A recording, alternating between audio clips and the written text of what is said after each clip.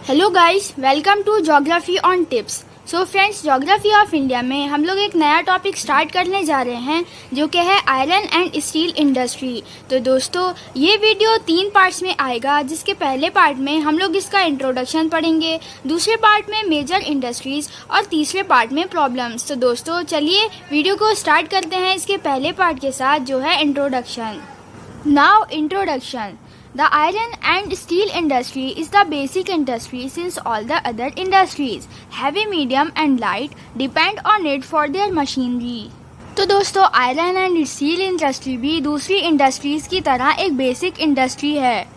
और फ्रेंड्स, इन इंडस्ट्रीज में जो मशीन्स होती हैं जो आयरन और स्टील को प्रिपेयर करने में मदद करती हैं, उनके लिए हैवी, मीडियम और लाइट की ज़रूरत होती है। नाउ फ्रेंड्स, दूसरा पॉइंट है, steel is needed to manufacture a variety of engineering goods, construction material, defence, medical, telephonic, scientific equipment and a variety of consumer goods. तो दोस्तों, स्टील बहुत सारी चीज़ों को बनाने के लिए काम आता है, जैसे कि इंजीनियरिंग गुड्स। इंजीनियरिंग में जितने भी इक्विपमेंट्स और टूल्स की ज़रूरत होती है, उन सबको बनाने के लिए स्टील की ज़रूरत बहुत ज़्यादा होती है। और दोस्तों, कंस्ट्रक्शन साइट पे जो मटेरियल यूज़ होता है, वो सारा मटेरियल भी ज़्यादातर स्टील से बनाया जाता है। और फिर मेडिसिनल और मेडिकल इक्विपमेंट्स और टूल्स को बनाने के लिए भी स्टील बहुत ज़्यादा इम्पोर्टेंट है। और दोस्तों, साइंटिफिक इक्विपमेंट्स और भी चीज़ों को बनाने के लिए स्टील की ज़रूरत होती है। नाउ इसका थर्ड पॉइंट है, production and consumption of steel is often regarded as the index of a country's development. So friends, country के डेवलपमेंट में स्टील का प्रोडक्शन और कंजम्पशन दोनों ही चीज़ें बहुत बड़ा रोल प्ले करती हैं। नाउ इसका फोर्थ पॉइंट है, iron and steel is a heavy industry because all the raw materials as well as finish goods are heavy and bulky, entailing heavy transportation costs. तो दोस्तों, आयरन एंड स्टील इंडस्ट्री को एक heavy industry कहा जाता है क्योंकि इसका जो रॉ मटेरियल होता है और प्रिपेयर्ड मटेरियल, वो दोनों ही हैवी और बल्की होते हैं। और दोस्तों, इसके ट्रांसपोर्टेशन की कॉस्ट भी बहुत ज़्यादा हैवी, मतलब बहुत ज़्यादा होती है। नाउ इसका फिफ्थ पॉइंट है, iron ore, coking coal and limestone are required in the ratio of approximately 4:2:1। So friends, steel को मैन्युफैक्चर करने के लिए iron ore, coking coal and limestone की ज़रूरत होती है, जो कि 4:2:1 के रेशियो में होना चाहिए।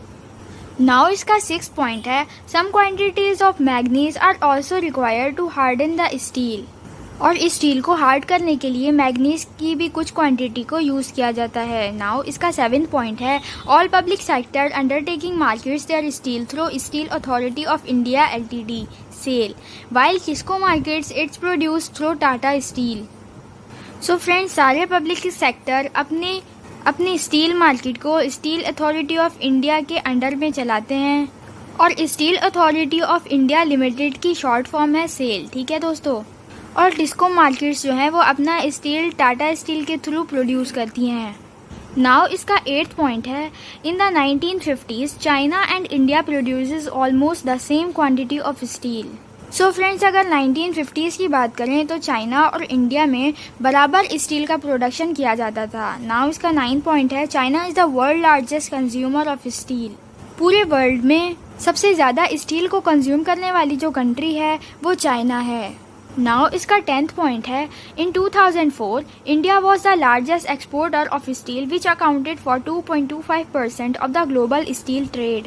सो फ्रेंड्स, अगर 2004 की बात करें तो इंडिया स्टील का लार्जेस्ट एक्सपोर्टर बन चुका था और बहुत ज़्यादा स्टील एक्सपोर्ट करता था दूसरी कंट्रीज़ में, जो कि दोस्तों 2.25% था पूरे ग्लोबल स्टील ट्रेड का। नाउ फ्रेंड्स, 11th पॉइंट है, Chota Nagpur plateau region has a maximum concentration of iron and steel industries. तो दोस्तों, छोटा नागपुर प्लेट्यू में सबसे ज़्यादा iron and steel industries present है। नाउ इसका 12th पॉइंट है, it is largely because of the relative advantages this region has for the development of this industry. So friends, यहाँ सबसे ज़्यादा आयरन एंड स्टील इंडस्ट्रीज़ इसलिए हैं क्योंकि यहाँ पर बहुत ज़्यादा एडवांटेजेस हैं, जिनकी वजह से यहाँ पर इन इंडस्ट्रीज़ का डेवलपमेंट हो पाया है।